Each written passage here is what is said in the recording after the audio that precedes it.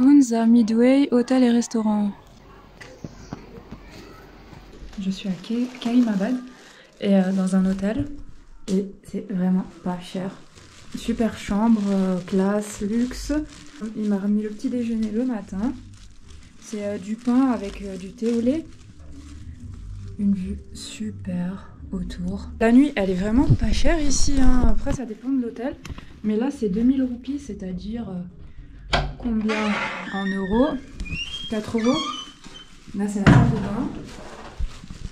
Voilà, l'eau chaude disponible, le wifi disponible. Tout est bien, tout est beau. En plus, le monsieur qui s'occupe de l'hôtel est super gentil.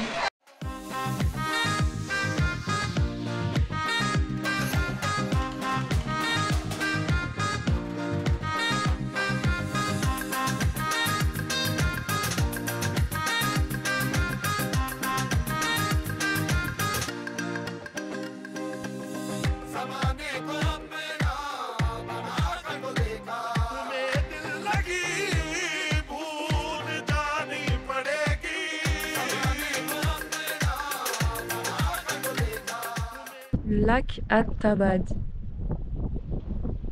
La couleur bleue est super. Après, ça dépend du moment de la journée, je pense. Et là, regardez ce qu'il y a écrit. Long life, Pakistan, China, friendship. Non, ils expliquent un peu ce qui s'est passé, comment s'est créé ce lac. Il y a eu 20 morts d'un autre point de vue. Alors là, il y a un tunnel, il y a plein de tunnels en fait, pour passer dans les roches comme ça. Et là, c'est un petit restaurant super sympa là, au bord de cet endroit. I love Hunza. Il y a des pédalos. Là on peut s'asseoir ici. Et par là-bas, ça continue en fait. Ça continue, il y a un village.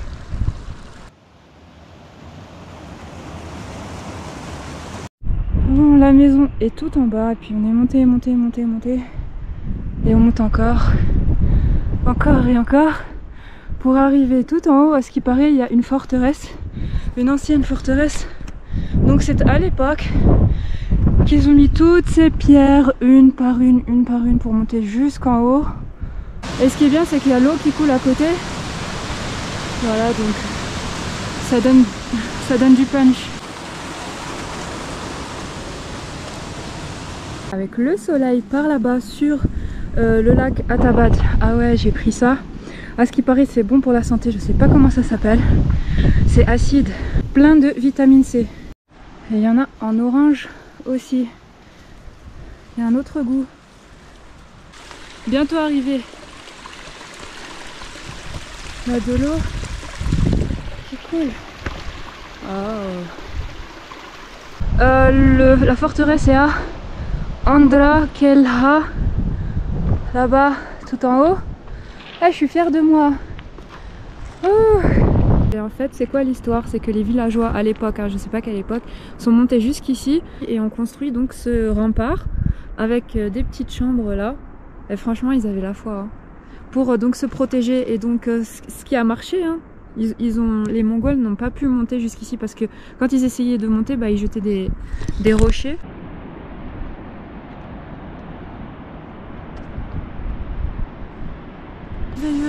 Faire de l'agriculture en face de la montagne avec de l'eau qui coule à flot. Franchement, pour moi, c'est miraculeux. J'aime trop ce style de vie. Voilà, de l'eau partout. Ils font sécher des navets. Voilà, la première fois que je vois ça. Et regardez le pommier. On voit pas bien, c'est bientôt le soir. Des pommes partout par terre. Ah, ils ont une ruche. Là c'est le matin, j'ai pris le petit déjeuner et direction un village qui s'appelle Hosseini et il y a un petit pont touristique, il y a beaucoup de touristes qui viennent là, des Pakistanais qui viennent visiter. Bon voilà, les gens ils font la queue pour passer, ça coûte 100 roupies.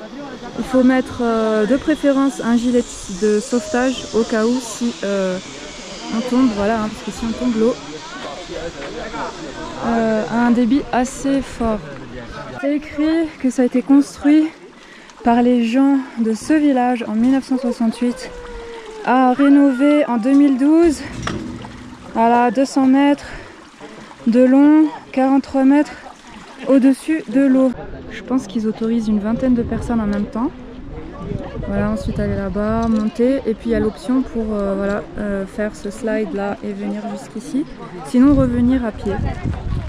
Et je pense qu'on peut marcher aussi de l'autre côté. Il y a aussi la rivière. Voilà, elle n'est pas bleue, elle est toute blanche. Hossein Zipline Sky Site.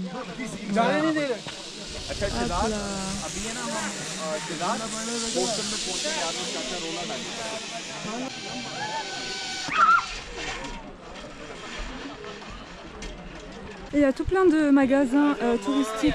Et il y a ce chapeau. Oh, super joli.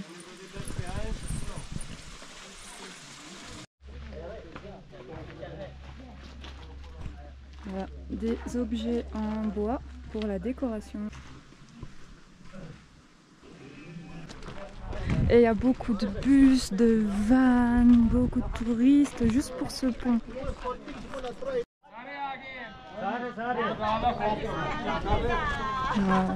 Je sais pas, pakistanais, Indonésie. Là c'est Boroth Lake, pas loin de Hosseini Village, là où il y avait le pont. Et c'est magnifique. C'est super calme, il n'y a personne.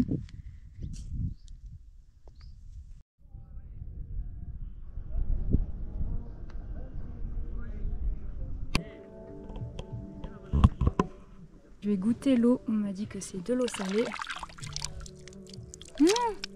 Elle n'est pas salée du tout. Elle n'est pas salée mais elle est amère, légèrement amère, en arrière-goût.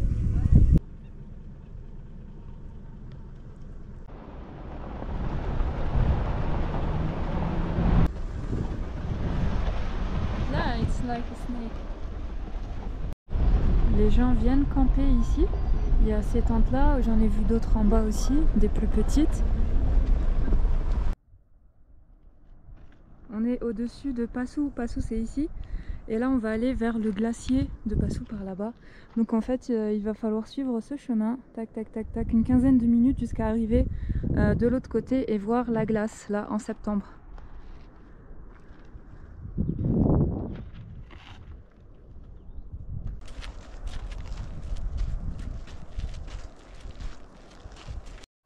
Arrivé au sommet du glacier de Passou et on voit que tout là-bas il y a plein de montagnes remplies de glace. Et là on est en septembre, ça n'a pas fondu, enfin tout l'été là qui est passé et ça n'a pas complètement fondu. Et on entend l'eau là qui coule vraiment fort en dessous de tout ce glacier. Et donc ça coule jusqu'en bas la rivière. Et de cette rivière ça va vers Attabad. Et Attabad là où il y a l'eau toute bleue. Donc il m'a dit que, enfin mon guide m'a dit que en fait avant Attabad il filtre l'eau parce que l'eau elle est toute blanche boueuse, donc il filtre l'eau et après ça passe tout propre vers Attabad et le reste des endroits.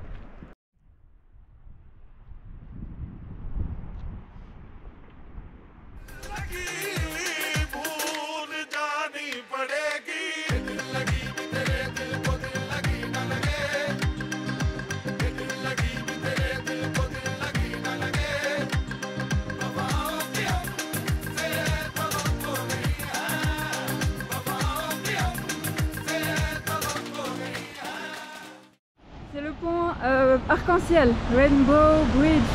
Je vais aller le traverser. Là c'est gratos et il n'y a personne.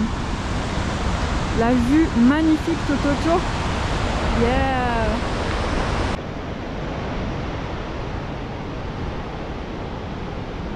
Mais c'est pas du tout sécurisé hein.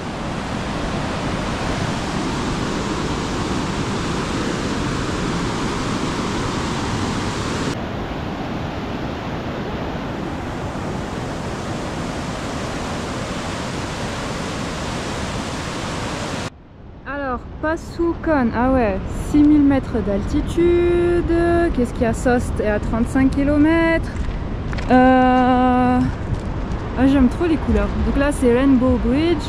Passau est à 8 km d'ici et Atabad à 23. Donc voilà, là il y a les touristes qui sont arrivés. Hein, juste un seul van. Je vais aller vers le dernier village en direction de la Chine qui s'appelle Soest. Et après Soest, il y aura que de la route jusqu'à la frontière.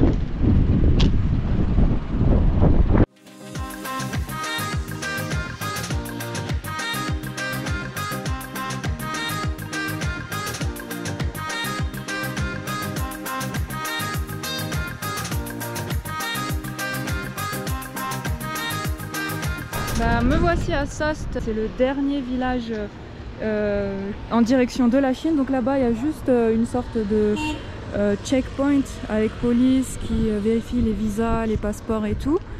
Et puis après on peut passer.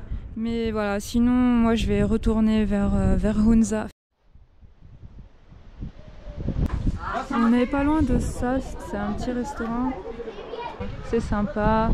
Il y a un petit resto, un petit magasin pour se rafraîchir. Le menu avec les prix.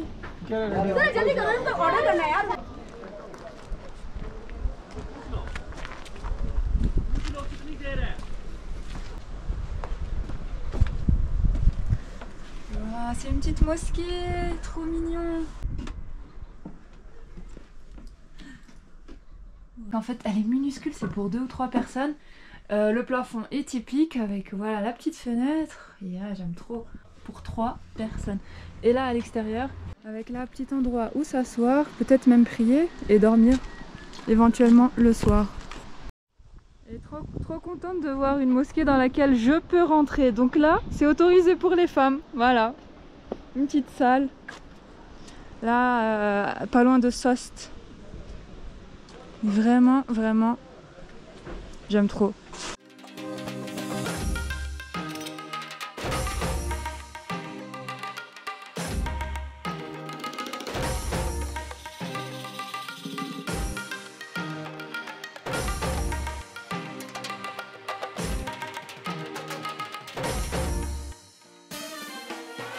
Like